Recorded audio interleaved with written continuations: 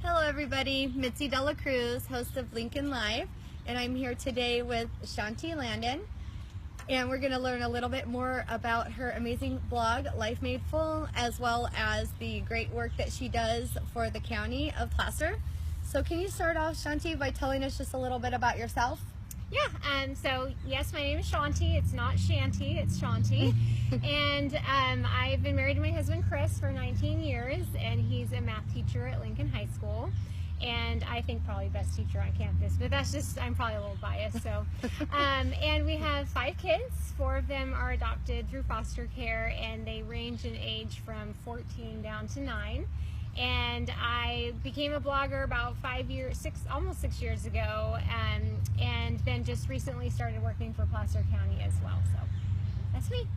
Awesome. So I know this wasn't in the questions, but how did it come to? How did you end up working for the county? Well, I became interested in local politics and just kind of started researching what the city does and what the county does, and I thought, gosh, what better way to get to really understand what happens at the local government level than to work there. Right. And so our current supervisor, Weygandt, didn't have an aide at that time, and all the other supervisors did, and so he was gracious enough to give me a job so that I could get some experience in the local government. So yeah, that's awesome. So can I ask what prompted you to start your blog, Life Made Full? Yeah, so Chris, my husband, was diagnosed with celiac disease in 2010, and it was this really long, arduous process of getting him diagnosed. He was really, really sick, and he was down to about 129 pounds, and he's 6 feet tall, so you can imagine how emaciated he was. And it took about a decade, actually, to get him diagnosed. And just a few days before he found out, he really thought he was going to die. And so he had a conversation with me and said, Shanti, I think I'm going to die. We need to talk about what you're going to do, because at the time we had 5 kids that were like under 7 or something.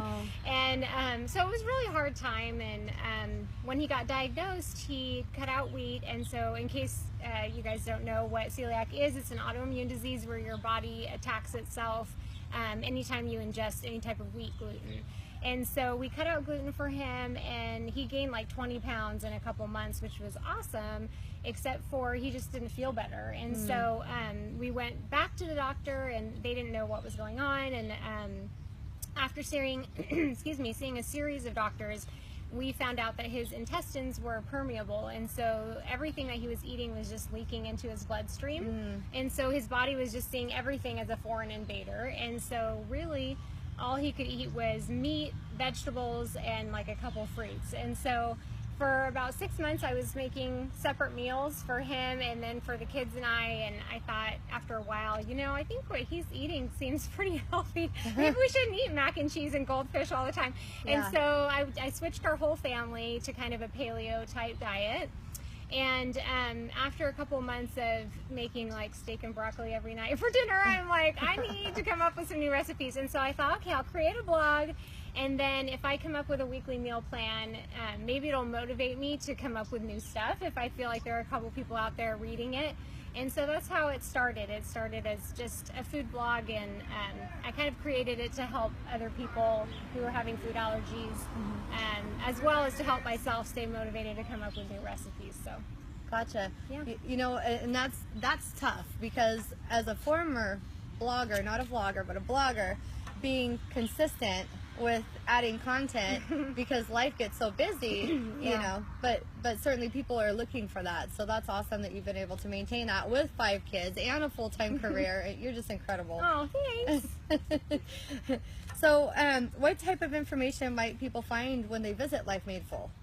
Well, I would say, so as I said, it started out as just a food blog, and so all of my recipes are still there, but over time it kind of developed into more than just food. And so I would write about things that were going on in our family, or you know, the struggles of being an adoptive parent, or just things that were on my heart, and maybe things that were going on in the political world. And so if you were to go there right now today, I think on the front page there's probably, I think my most recent article was about our 3 boys going overseas next summer, and they're going to spend the summer in a couple different countries without us as their parents. And so and I think there's kind of some lifestyle posts, but Like I said, all of my recipes are still there, and I love to bake, and so like if I could just bake for dinner, that's what I would do. Like bake cookies for dinner. So you'll find lots and lots of dessert recipes that are like paleo friendly or grain free, and everything is gluten free on my site. So that's great. So the whole family's eating gluten free. Yeah. Everyone's taking lunches to school and things like that. Yeah, and we so we pretty much don't have any gluten in our house except for when I was homeschooling for 6 years, and when we decided to send our kids to school, I was like, okay, gluten-free bread is like $7 a loaf or something, and so I'm like, okay, with 5 kids, we need like a loaf and a half for one round, and so I'm like, I'll do sourdough for lunches for them because none of them have an allergy. And I forgot to mention this when I talked about starting my blog, but I had found out shortly, maybe a year or so after Chris got diagnosed, that through 23andMe DNA testing, have you heard of them? Yes. Okay, so I found out through them that I actually have a celiac gene as well. So, so that was part of my motivation also for just cutting out gluten for myself. Sure. So at home, we pretty much never eat any gluten, but when we go to a restaurant or something, I just let the kids pick what they want because I don't want them to resent me for like forcing it on them. So I'm like crossing my fingers that they'll all come back around as they, get older and want to eat healthy. So yeah, we'll see.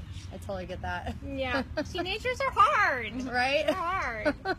Yeah, I totally agree with that. So shifting gears a bit, is there anything that's going on at the county that you'd like us to know about? Let's see. So I would say one of my passions is going out into the community and talking to groups and to people about what a supervisor does, because a lot of people don't even know that they have a supervisor, and if they do have a supervisor, what do they even do? And do they just supervise? And so I love to go around to community groups and share about, okay, here's what a supervisor does. This is why it's important for you as a resident of our community. And then I talk about what's going on in the community as well.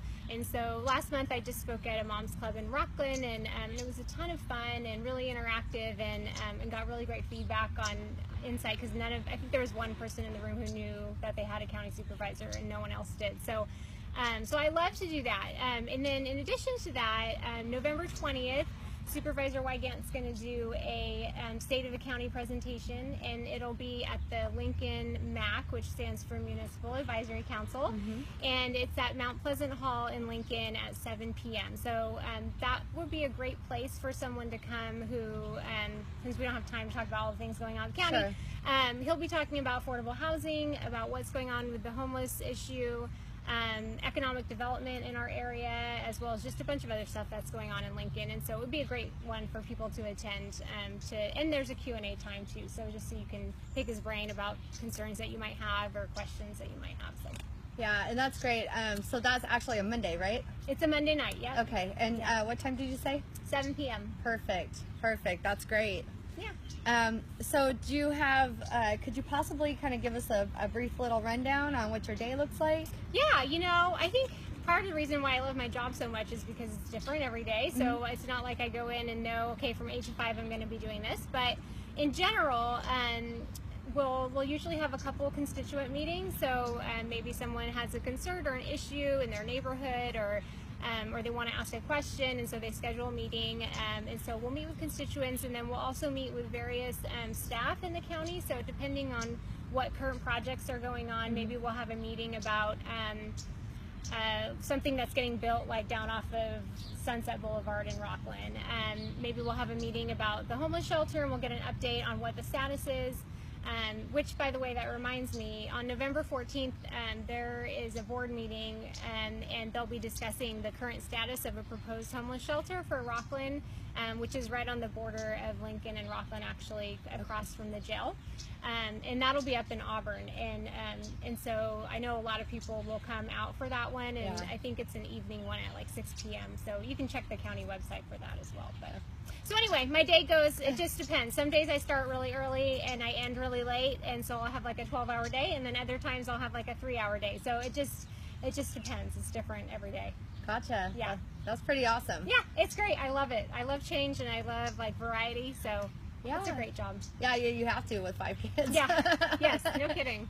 Yeah. So do you have any final thoughts or anything else you want to kind of touch on? No, and I would just say that for someone who who's changing their diet, or maybe just discovered that they have to eat gluten-free or have a food allergy, to maybe, my advice would be to first of all have grace on yourself and just know that like it doesn't happen overnight. Even if you have to go cold turkey on something, that transition doesn't just happen. Right. And so it takes time, and so just to allow yourself that grace of knowing, okay, it may not be easy, but it gets easier as time goes on. Sure. And then also just to offer myself as a resource. I mean, I get to talk to people all over the world and help them as they transition, and I love to do that. And to me, I would prioritize people that are here in Lincoln and ahead of anyone else. And I don't charge anything. I just like to help people. Right. So if someone is kind of making that transition, needs help, they're more than welcome to reach out to me on Facebook or through my blog or whatever, and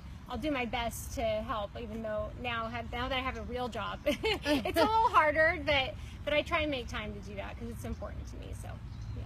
Well, thank you, and I haven't really gone over this at all, but I thank you so much for having the heart to take in those kids and just give them a stable family. Thanks. And they're good kids. Yeah, I mean that's really important, and I know I get the same feedback a lot with my niece, and people say, oh gosh, you know, she's lucky to have you, but I know we feel that we're lucky to have them. Yeah, so, it's true. But there's such a need, so you know, Yeah. I mean that's great, that's amazing. Thanks. So thank you all for watching. Thanks. And I will announce our next interview probably a little later on this week. And thank you again for watching. Bye.